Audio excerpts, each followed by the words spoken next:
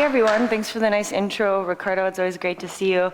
I want to say thank you to all the Switch conference organizers. You've been amazing, and the speakers have really been spoiled. We had an awesome time so far, so thanks for that. We shouldn't be going through all the slides like this already. It's okay. Start from the beginning.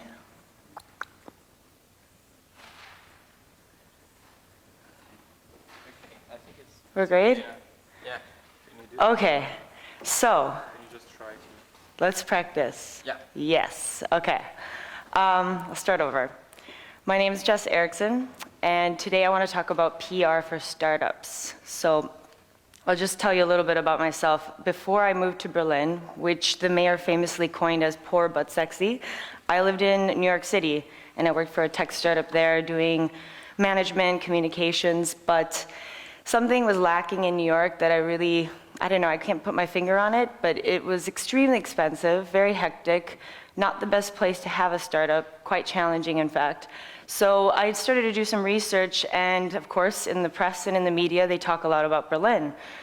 The more I did research and I showed up at Berlin, I found out this is an amazing city.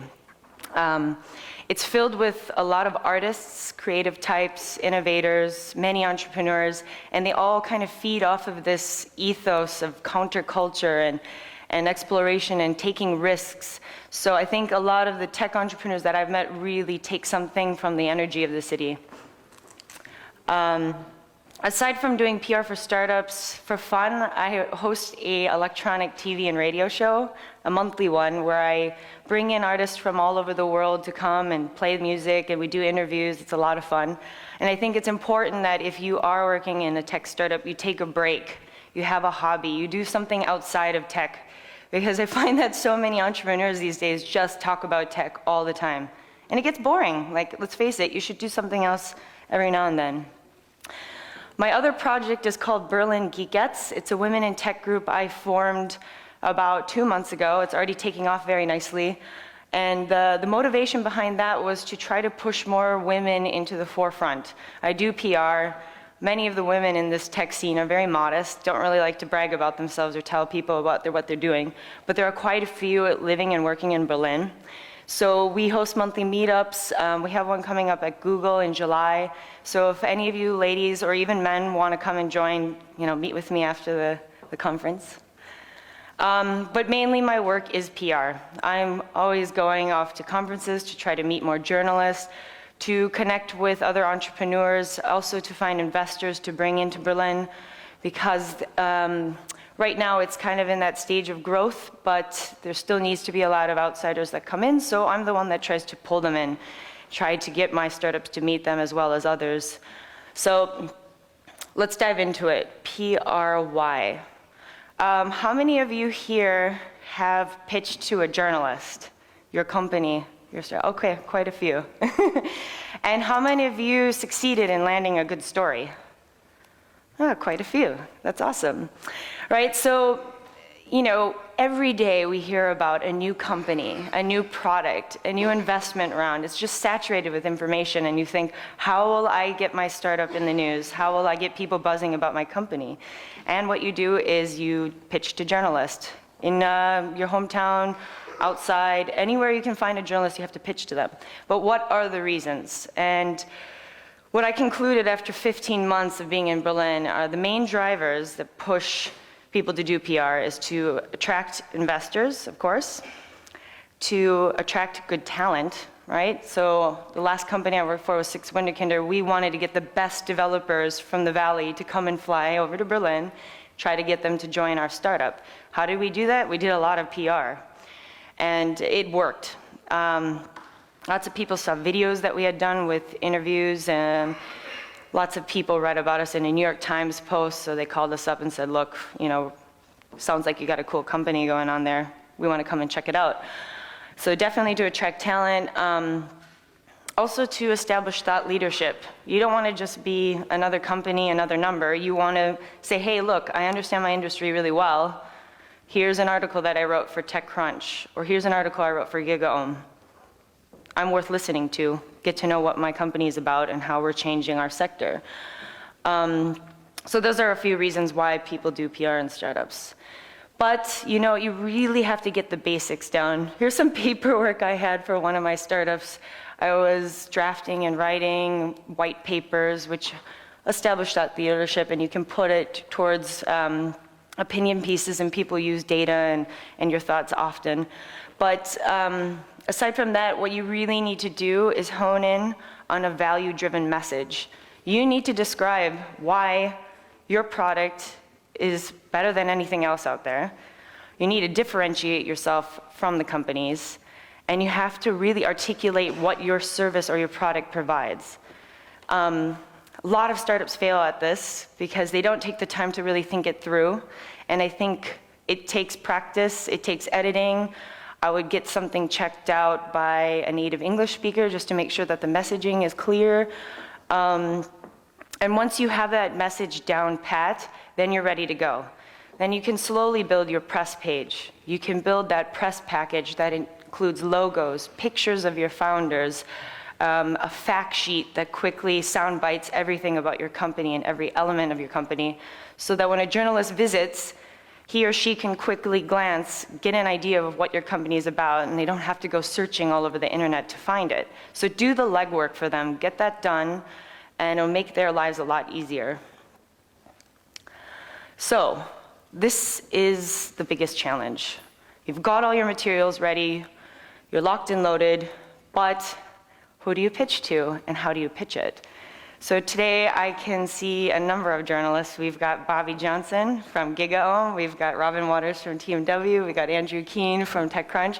You have the perfect opportunity today to meet the journalists. They're here, they're sitting in the audience, they're listening. They're probably gonna kill me right now, pointing them out. But that's why we come to these conferences, right? We try to connect, we try to build relationships with people.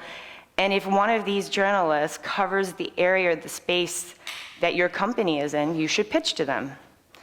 Maybe not today, maybe just have a chat, introduce yourself, and then pitch to them in 3 months' time when you have something newsworthy.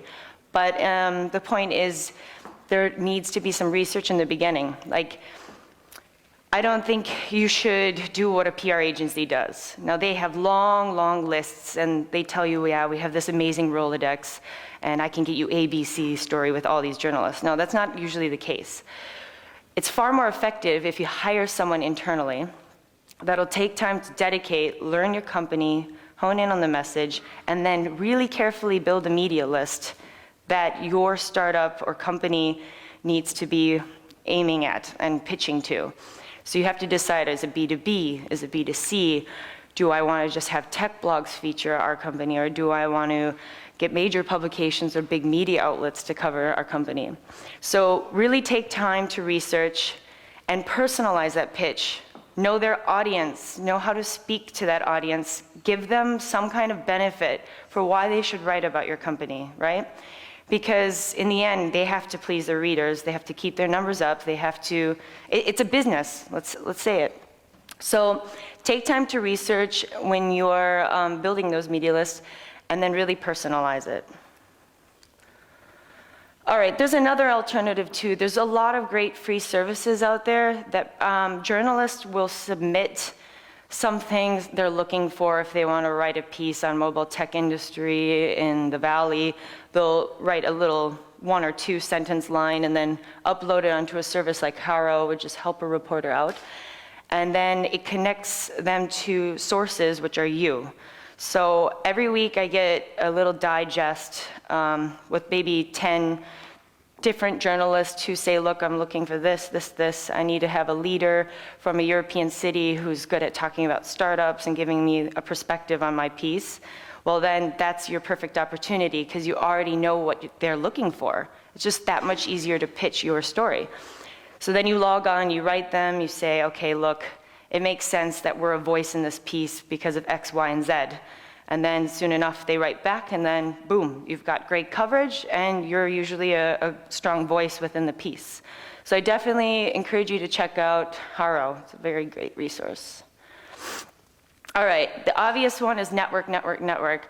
I had many bosses who say, look, it's a waste of time, Jess. Don't bother. Like, you just exchange the business card, it's over. No, actually, that's not the case at all. I only moved to Europe about 16 months ago, but I have made a really powerful and strong network in just that short amount of time. Because I go to conferences, I go to meetups, I connect with people, but then I also follow up with those people. It's not just a handshake and a goodbye. Like, I'll keep up, I'll tweet at them, I'll message them, give them some interesting news coming out of Berlin, just something to, get the dialogue going and keep it going for the next few months or years. So, at this conference, we obviously came here to hear good talks, but you should also network and try to connect with the speakers, because they have a lot of knowledge, they have a lot of interesting contacts. I mean, I'm sure Hamish at One Leap can introduce you to a load of people, and there's a lot of benefit from that, and you can really take a lot of just one conference alone. If, for instance, you're not a speaker, which was me 16 months ago, I never spoke at an event. If there was somebody I really wanted to meet, I would sneak into the speaker's lounge. I'd just pretend like I belonged there. And then I'd go and chat with them and pitch to journalists. I'm sure they found it annoying, but in the end it worked out. So be proactive, don't be afraid, reach out to someone, because they're all here to help, and that's why they're here in the first place, so don't be afraid. All right, so I really think it's important, if you're an entrepreneur or you're a founder, that you become a thought leader. And I know it might be tricky to blog in English, but you can certainly find a native English speaker to edit that blog entry that you're writing, and write a thoughtful piece about the industry. A lot of people are interested to hear what you think and what you see the future to be as. And it's this day and age that anyone can become a blogger. I went to the Next Web conference a couple months ago, and I finally met the great Scobalizer, as Andrew Keen writes about in his latest book. This guy is probably one of the most influential people in the tech scene. Anything he writes about or interviews, it becomes kind of popular for that day or month or year, depending on how successful the product is. He's very good at sparking and getting energy and buzz built around products. So I interviewed him for a small tech blog that's based in Berlin called Silicon LA. And, sent it to him a couple days later. He had posted it, and then there was this long discussion around the interview that went on, I think, over 100 comments, back and forth. People were trying to understand his argument, because he said that there's no such thing as a tech bubble, and then I was trying to provoke him. But anyway, look for that article. What it did was it said that I, connected with this amazing, influential person from the Valley. I got an opinion out of him. I created a discussion, and all it was 10 minutes that it took out of his day and my day to do it right there on the sidewalk with a microphone and my iPhone and my computer, and boom, we had the interview done. So blogging is definitely one option. I also think you should speak at conferences. There's no reason why any of you couldn't be a speaker today, because you all have something interesting to share. You have this accumulated knowledge that you're not aware of that you could share. And if you become proactive, network with Ricardo and see if you can speak at the next Switch conference. Because I think it's really interesting to hear what entrepreneurs say, because you have a different perspective on things, and I think you should definitely get involved. So that's kind of that in short.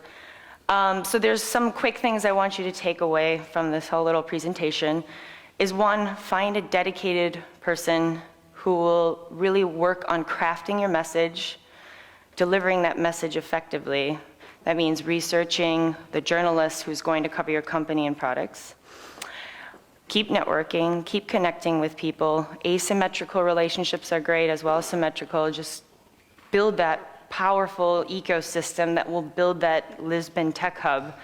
Every day I'm pitching different companies that I don't represent, because in the end, if BBC comes into town and says, look, one of my friends says, well, look, thanks for helping me with that story. Here's an intro to a BBC journalist. Do you want to meet? Of course I want to meet. So, do favors for one another. It's helpful. It helps boost community and trust and camaraderie. And then last but not least, be creative, be special, and be different. And don't get discouraged. If some tech blogger turns you down, just improve your product, work on the messaging a bit more, and try again, because you will land that big story. Obrigada. Thank you. Thank you very much, Jess.